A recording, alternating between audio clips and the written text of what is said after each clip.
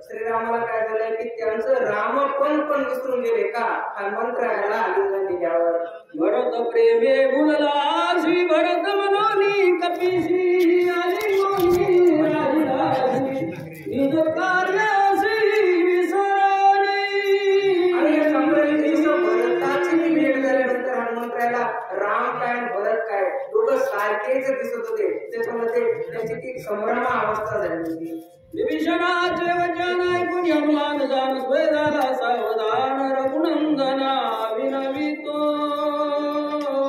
आणि त्याच्यानंतर ते सर्व बोलणं मारत करायचं ऐकल्यानंतर विभीषण म्हणते की आपल्याला काय कार्य करायचे त्या कार्यासाठी तुम्ही सावध व्हा स्वामी ऐके रघुनंदन भरत नव्हे हनुमान जाण आलो पर्वत घेऊन औषधी कोण देत यासाठी आणि राम बरोबर निघून त्याचे हनुमंतराया तुम्ही सावध व्हा मी औषधी घेऊन आलेलो आहे आणि आपल्याला आता काय कार्य करायचंय की लक्ष्मणाला आता उठवायचे वेळी जाते प्रेमाची वेळ नेणे कार्याची गोष्टी सांगितली भरताची देणे श्रीरामाची भुलाला भक्ती प्रेम दाखवलंय आणि मानवराय त्याला भुलून गेले आणि तेच मानवराय भरताचं वर्णन करीत असताना रामप्रभू पण भुलून गेलेले शक्ती भेदे स्वमित्र दान पडेल असे विसत नाही अशी करावे सावधान रावण कंदन करावया आणि आता काय करावं लागणार आपल्याला लक्ष्मण जो शक्ती लागून एक मूर्छाने घेऊन पडलेला आहे त्याला सावध करायचे कशासाठी की रावणाचा घात करण्यासाठी रावणाला मारण्यासाठी मर्काट पाले खाईर नेनो कार्य कार्यांतरा बहुतला विलासे उशीर क्षमा रघुवीर मग करो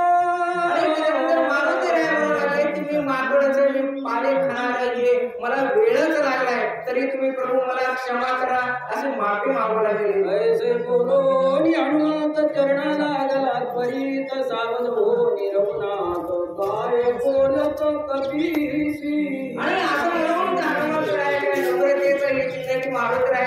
मारुतीरायाने श्रीराम प्रभूचं दर्शन घेतले आणि आपल्याला काय कार्य करायचे ते पाहायला लागले ऐकता भरत प्रेम गोष्टी प्रेमूतले पोटी काही न देखो दृष्टी दृष्टी मिठी घातली आणि राम प्रभूंवर भुलून गेले होते का कारण हनुमंतराय भरताचं वर्णन करीत होते आणि भरताचं वर्णन ऐकून राम प्रभूला पण काय झालं होतं एक भुलून गेले होते हा भरत प्रेमे मुरला मी मध्ये भरत त्याला म्हणून कपी आईला भला केवविला आणि हनुमंतरायाने काय केले भरताचं वर्णन केले तेव्हाच रामप्रभू काय म्हणून गेले आणि मारुतीरायाला मिठी घातली काय माझा भरत भरत म्हणून ब्रह्माविकाल करवती ऐसे कर्मे निश्चिती त्वा साधली मारुती निमिष गती न लागता आणि रामप्रभू म्हणू लागले की हे मारुती जे ब्रह्मदेवाला जे जमणार नाही ते करणार नाही तू काय एक क्षणार्धात निमिष मात्रात तू एक कार्य सिद्ध केलेस असं म्हणू लागले या उपकारात तत्वता मी निर्मित झालो कपिनाथा वाचा कुंडली सर्वता काही तत्वता न बोलवे आणि रामप्रभू म्हणले की हे कपिंद्रा हे मारुतीराया तुझा एवढा जो उपकार झालाय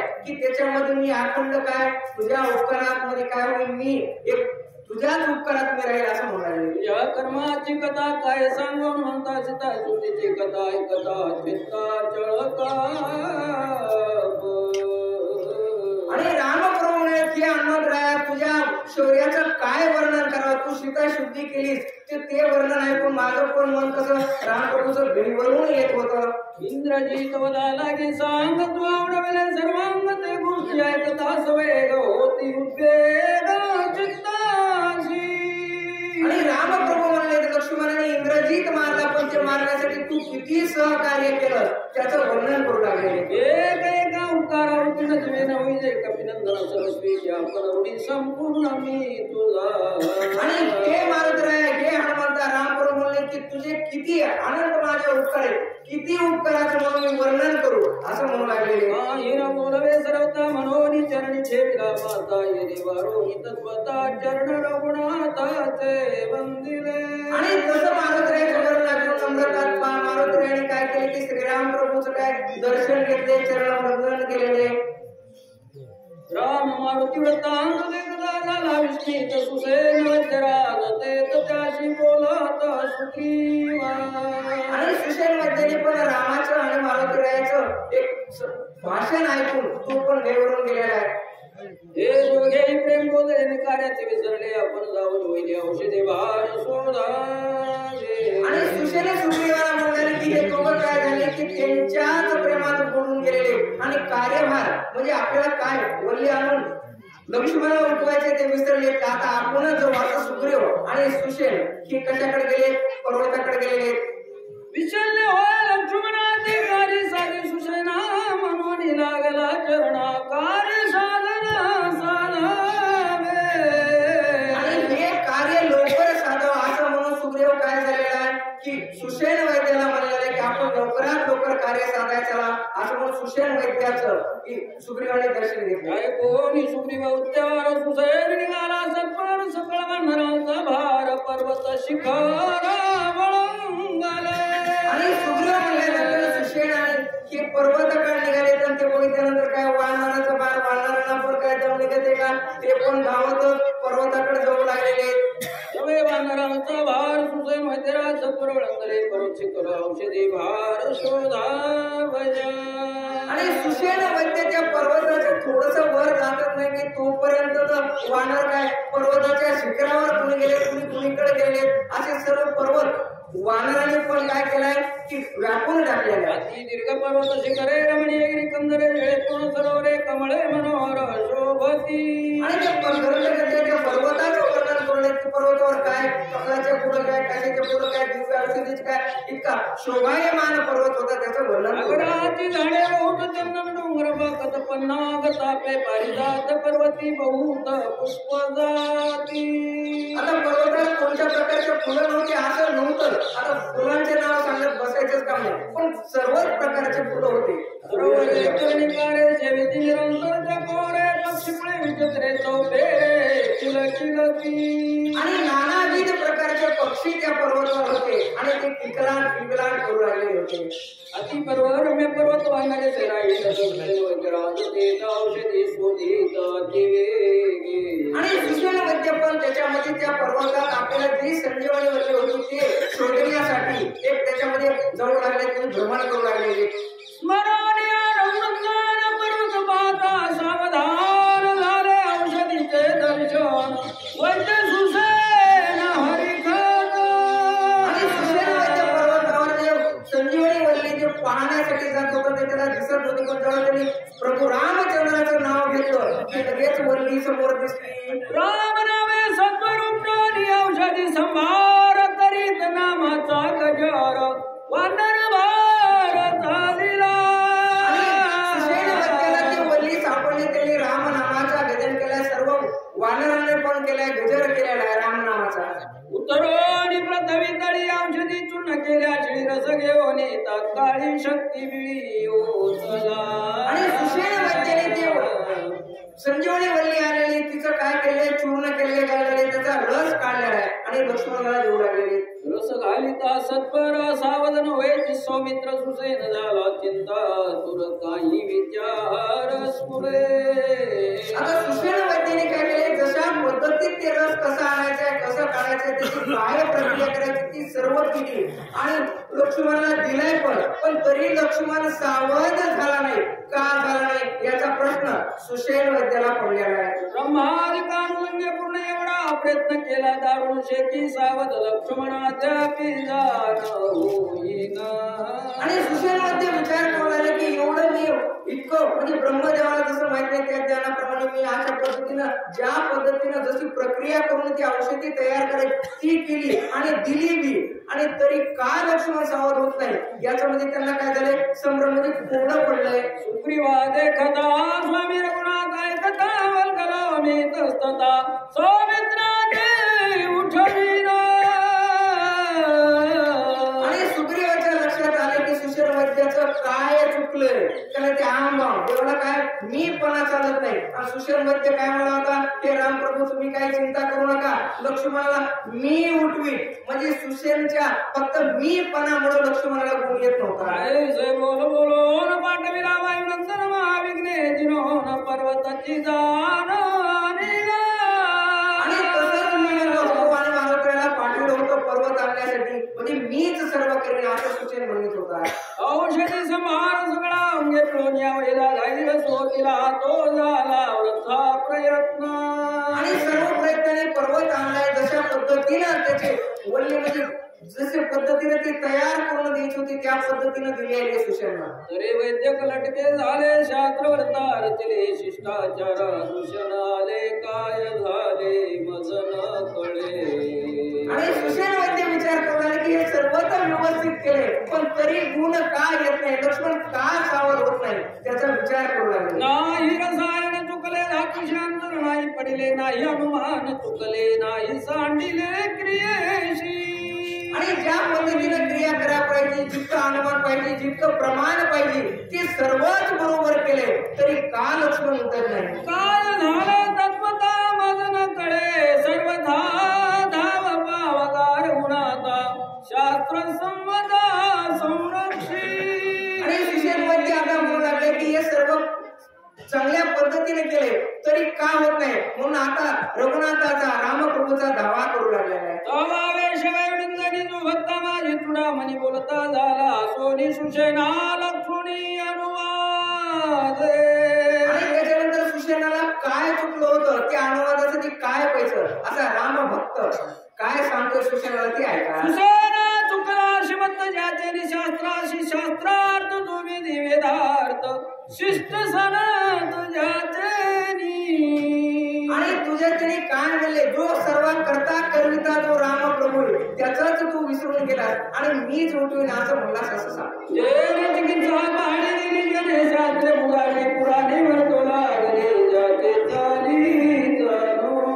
आणि सुशेना तू ओळखील नाही का त्या रामप्रभूने यांच्याच पासून सगळं वेदाला बोलणं सूर्याला चालणं काय आता ते एवढं काय बोलण्यात वेळ लागलं, पण सर्व पृथ्वीचा जे सर्वांचा करता करविता सगळा तोच प्रभू रामचंद्र आहे आणि तू मी म्हणलास हेच तुझं चुकलेलं आहे. त्या विसराने रघुनाथा स्वबुद्धी वैद्यक करिता शीन पावला शिवता स्वकार्यहीन साधेची.